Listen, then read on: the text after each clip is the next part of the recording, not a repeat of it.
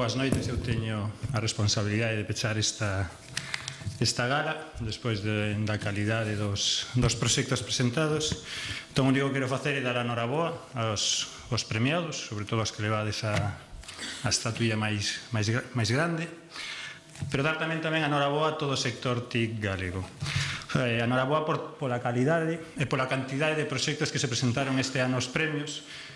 Un ano máis batimos a marca do ano pasado e o ano que ven esperamos que sexan máis, co cual vos invitamos dende xa a preparar proxectos de cara ao vindeiro ano. Dar os agradecementos aos nosos patrocinadores e colaboradores que sin eles estes premios non terían posible, e tamén invitaros a que o ano que ven podamos contar con eles para poder voltar a estar aquí nunha nova edición.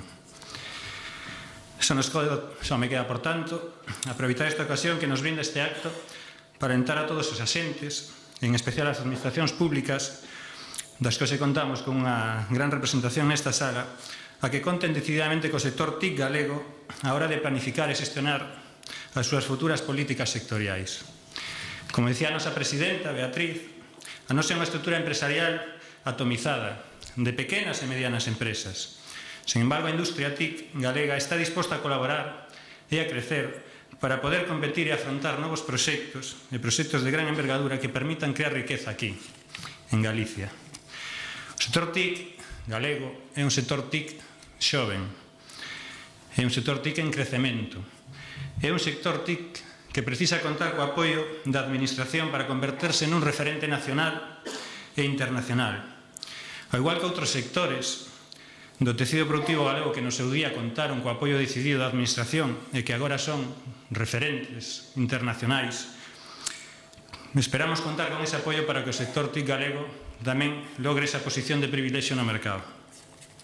Agora, e digo agora, é o momento dun compromiso serio e decidido das nosas administracións para que o esforzo por parte das pequenas empresas e das medianas empresas e das grandes empresas, pero sobre todo das empresas galegas, non sexa en balde.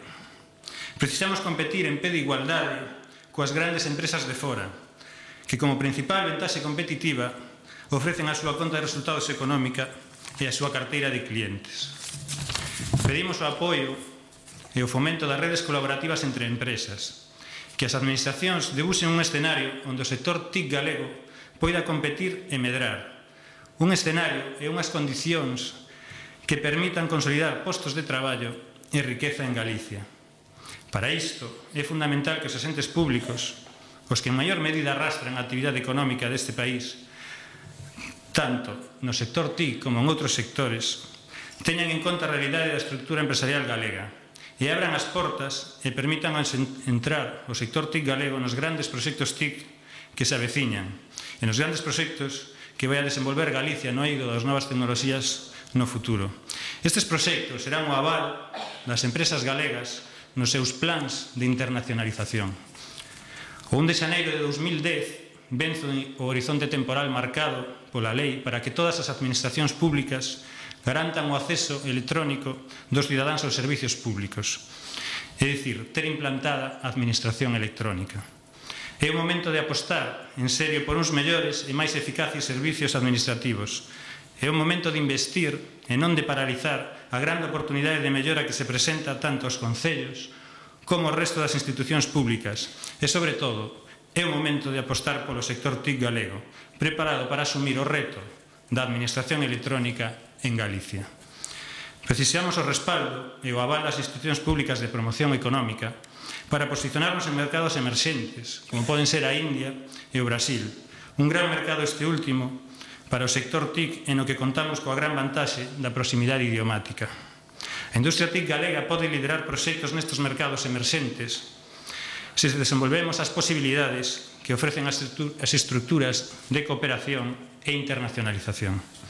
Como vimos de ver, en resumo, a industria das novas tecnoloxías da comunicación e da información en Galicia ten forza creativa, pero esta mesma industria quere facerse máis forte, continuar medrando e consolidarse no mercado.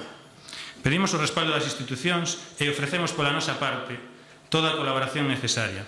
Estamos aquí para o que elas precisen, que conten con nós. Creemos de verdade que a comunicación entre os distintos axentes implicados no sector é un piar básico para favorecer o avance, en xeral, para a mellora social e económica de todo o país.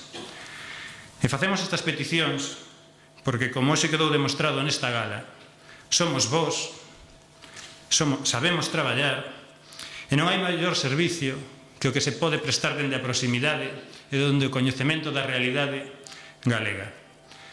Como para rematar, vou citar tamén unha frase menos chamativa que a da nosa presidenta, pero que é unha frase que nos gusta moito repetir en Eganet e cos nosos asociados. En Eganet, o sector TIC galego é o corazón que fai mover o músculo do resto dos sectores productivos galegos. Con isto, moitas gracias e que disfrutedes dos pinchos.